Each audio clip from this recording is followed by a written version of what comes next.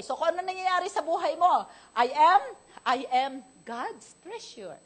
I am the apple of His eye. Kung ano ang sinasabi ng Bible about me, though the mountains be removed, yung Isaiah 54, memorize ko yun. Diba? Tapos sabi niya sa Jeremiah 31:13, sabi niya, you have loved me with an everlasting love. Pag ang mga tao, feeling ko nire-reject ako, sinasabi ko sa sarili ko, Lord, you have loved me with an everlasting love. Amen? Kung ano pa ako, you will never leave me nor forsake me. I may be, sabi sa 2 Timothy, people may be unfaithful, I may be unfaithful, but you will remain faithful to me. Amen? So, those are the promises na yun ang lagi kong iniisip. Kung may mga sitwasyon sa buhay ko na kinukuha niyang, di ba, tendency natin, tayo na mga matatanda, minsan hindi na tayo makatulog.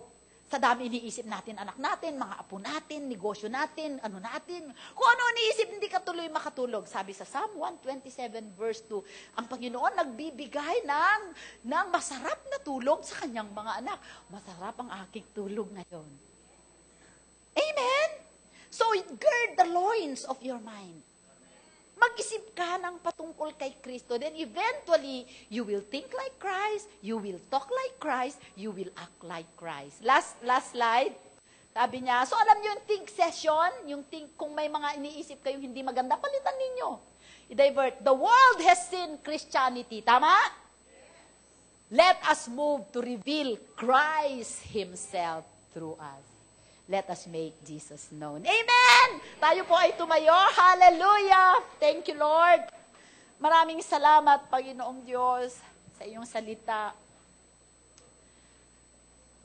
Salamat po, Banal na Espiritu. Panginoon, sinabi mo sa iyong salita, come to me, for I am meek and humble in heart. Dalayan ko ang mga salita mo na aming narinig, Panginoong Jesus, ay maitanim sa aming puso.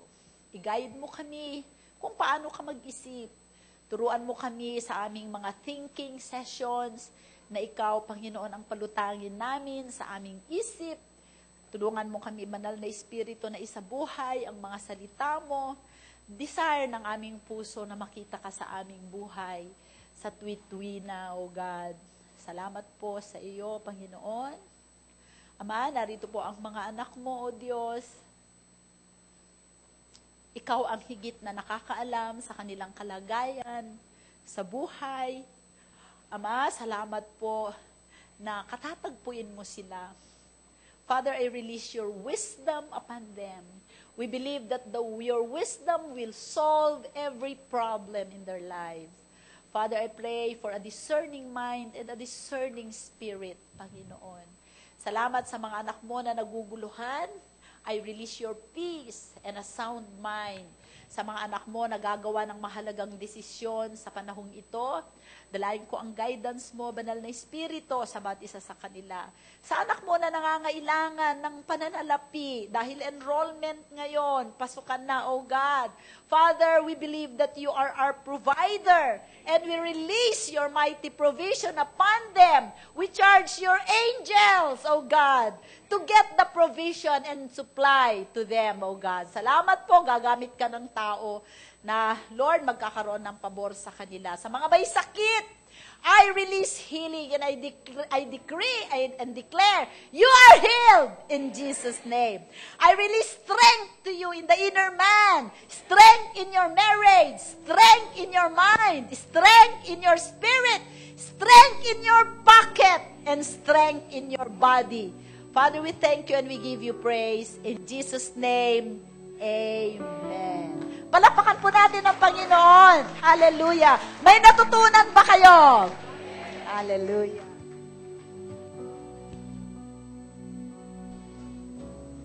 Amen. Tayo po ay dadako ngayon sa ating pagbibigay.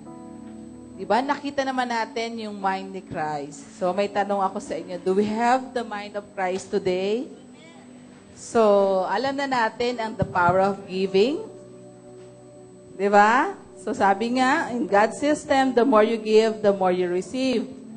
And Alam din natin, sabi niya sa 2 Corinthians 9:7, God loves the cheerful giver. So tayo po ay magbigay ayon sa ibinigay na kaloob ng Diyos sa ating puso.